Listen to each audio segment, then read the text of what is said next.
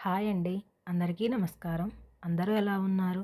నేనైతే చాలా బాగున్నాను. మీరందరూ కూడా బాగుండాలని కోరుకుంటున్నాను. ఇవాల్టి వీడియో వచ్చేసి లైనింగ్ బ్లౌజ్‌ని ఏ విధంగా కట్ చేయాలో చూసేద్దాం. ఈ లైనింగ్ నేను ఆల్రెడీ వాష్ చేశానండి. వాష్ చేసిన తర్వాత ఇలా చివర్లు క్రాస్‌గా ఉంటాయి కదా! అందుకని స్కేల్ తీసుకొని స్ట్రెయిట్‌గా ఉండేలాగా మార్కింగ్ చేసేసుకోవాలి. ఈ మార్కింగ్ మీద మనం కట్ చేసుకోవాలి. ఎందుకంటే బ్యాక్ పార్ట్ కట్ చేసుకుంటాం కదా! బ్యాక్ పార్టు అంటే నడుం బెల్ట్ దగ్గర స్ట్రెయిట్‌గా అయితే ఉండాలి. ఎగుడు దిగుడు ఉంటే బ్లౌజ్ ఫిట్టింగ్ అనేది కరెక్ట్‌గా ఉండదు. ఇప్పుడు ఆది బ్లౌజ్ అయితే తీసుకుందామండి. దాన్ని తిరగలు తీసేసి ఇలా 2 చివరలు ఒక దగ్గరికి తీసుకొచ్చేసి బ్లౌజ్ యొక్క లూజ్‌ని ఈ విధంగానే చెక్ చేసుకోవాలండి. ఖర్చు సరిపోనే ఉంది. ఎక్కడి వరకు ఉందో అక్కడి వరకు మార్కింగ్ అయితే పెట్టాను. ఎక్స్ట్రా టక్స్ కోసం ఒక హాఫ్ ఇంచ్ ఎక్స్ట్రా పెట్టేశాను. తర్వాత బ్యాక్ పార్ట్ కప్పును కూడా కొలుచుకున్నానండి. ఒక పావించు ఎక్స్ట్రా అయితే పెట్టేశాను. అలాగే బ్లౌజు చివరలు ఎంతైతే ఉందో సేమ్ దానంతే మార్కింగ్ అయితే చేశాను. ఇప్పుడు బ్లౌజు పొడవు మొత్తాన్ని ఒకసారి చెక్ చేసుకోవాలి. బ్లౌజు ముడతలు అనేది లేకోకుండా కరెక్ట్‌గా సర్దుకోవాలి. షోల్డర్స్ దగ్గర నుంచి నడుం బెల్ట్ చివరి వరకు టేప్ తోటి కొలుచుకోవాలి. 16 ఇంచులు అయితే ఉంది. అలాగే ఆర్మ్ లూజ్ వచ్చేసి 6 ఇంచులు అయితే ఉంది. షోల్డర్ 3 ఇంచులు అయితే ఉందండి. ఇప్పుడు అన్నింటిని కూడా టేప్ తోటి మార్కింగ్ అయితే చేసుకుందాం. బ్లౌజ్ పొడవు వచ్చేసి 16 ఉంది కదా! ఒక పావించు ఎక్స్ట్రా పెట్టేసుకుందాం. నెక్ వచ్చేసి 2.25 ఇంచులతో మార్కింగ్ చేశాను. పైన 2 ఇంచులతో మార్కింగ్ చేశాను. అలాగే షోల్డర్‌ని కూడా 3 ఇంచులతోనైతే మార్కింగ్ చేసుకోవాలి. అలాగే మనకి ఆపోజిట్లో కూడా బ్లౌజు పొడవు మొత్తాన్ని కూడా మార్కింగ్ చేసుకోవాలి. బ్లౌజు మొత్తం లూజు ఎంత ఉందో ఒకసారి టేప్ తోటి కొలుచుకుందాము. 11 ఇంచులు అయితే ఉంది. 11 ఇంచులతోటి మార్కింగ్ అయితే చేసుకుందాము. అలాగే ఆర్మ్ లూజ్ వచ్చేసి 6 ఇంచులు అయితే ఉందండి. 6 ఇంచులతో మార్కింగ్ అయితే చేసుకోవాలి. మనం నెక్ షోల్డర్ కలిపి 5 వచ్చింది కదా! సేమ్ మన షోల్డర్ ఆర్మ్ రౌండ్ మనం పెట్టే దగ్గర కూడా సేమ్ అలా 5 ఇంచులతోనైతే ఉండాలండి. లేదంటే బ్యాక్ సైడ్ హ్యాండ్స్ దగ్గర బుట్టలైతే వస్తాయి. నీట్‌గా అయితే ఉండదు. ఇప్పుడు ఆర్మ్ రౌండ్ కోసం 1.5 ఇంచులతో మార్కింగ్ చేసుకోవాలి. అలాగే నెక్ రౌండ్ కోసం 1 ఇంచు మార్కింగ్ అయితే చేశాను. ఇలా ఆర్మ్ రౌండ్ కోసం ఈ స్కేల్ తోటి నేను రౌండ్‌గా మార్కింగ్ అయితే చేస్తున్నాను. ఇదే స్కేల్ తోటి నెక్ కూడా రౌండ్‌గా మార్కింగ్ అయితే చేసుకోవచ్చు.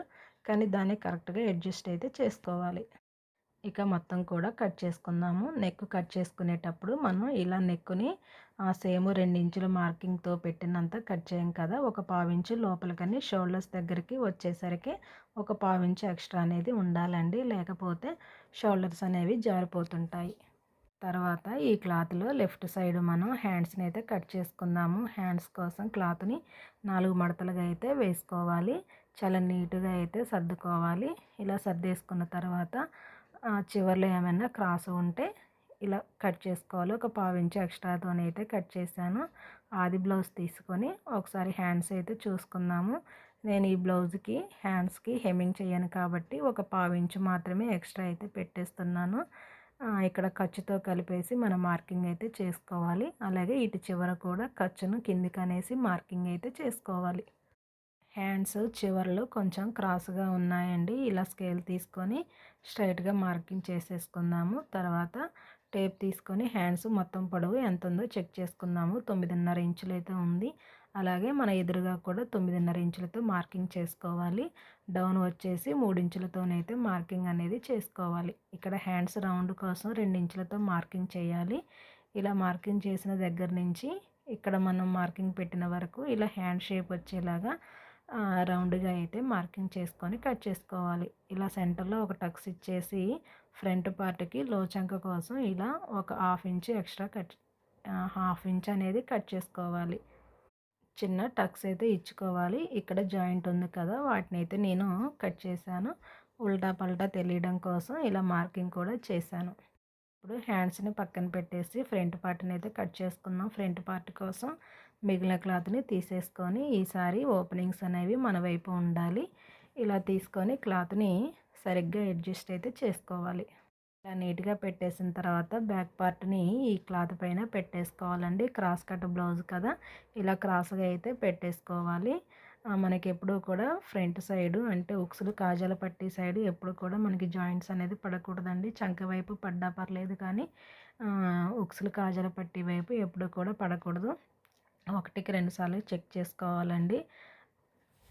ఇలా నీట్‌గా సర్దేసుకున్న తర్వాత ఫ్రంట్ నెక్ తప్ప మిగిలిన మొత్తం కూడా బ్యాక్ పార్ట్ లాగానే సేమ్ దానిలాగానే మార్కింగ్ అయితే చేసుకోవాలి. ఇప్పుడు ఒకసారి ఆది బ్లౌజ్ తీసుకొని ఫ్రంట్ పార్ట్ అంటే ఉక్సుల పట్టీ ఉంటుంది కదా! ఉక్సుల పట్టీ వైపు ఉండే నెక్కునైతే కొలుచుకోవాలి. ఒక పావించు పైకనేసి పెట్టేసుకోవాలి. అలాగే చివర్లు కూడా సేము కొలుచుకొని మార్కింగ్ చేసుకోవాలి. తర్వాత ఫ్రంట్ పార్ట్ రౌండ్గా వచ్చేలాగా మార్కింగ్ చేసుకొని నెక్ కూడా రౌండ్గా మార్కింగ్ అయితే చేసుకోవాలి.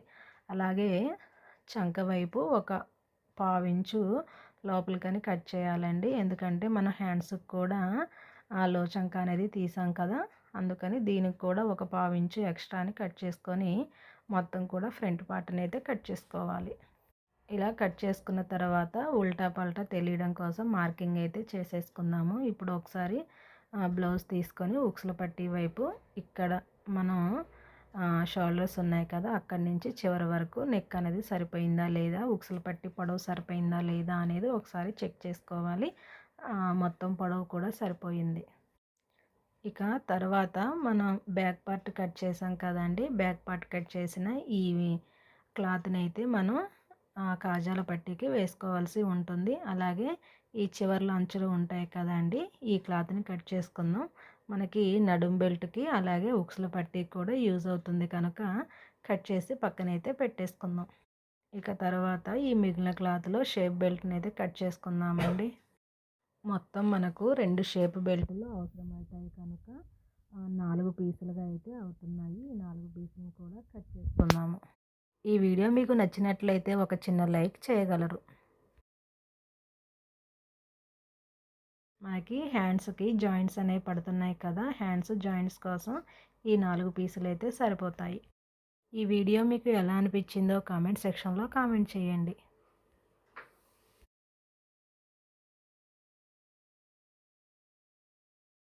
అలాగే మనకి నెక్ హెమ్మింగ్ చేయడానికి క్రాస్ పీసులు అవసరమవుతాయి కనుక బ్లౌజ్కి సరిపడే క్రాస్ ముక్కల్ని అయితే కట్ చేసి పెట్టేసుకో. ఇది ఫ్రెండ్స్ ఇవాల్టి బ్లౌజ్ కటింగ్ వీడియో. మరొక మంచి వీడియోతోటి మళ్ళీ కలుస్తాను. అంతవరకు బాయ్.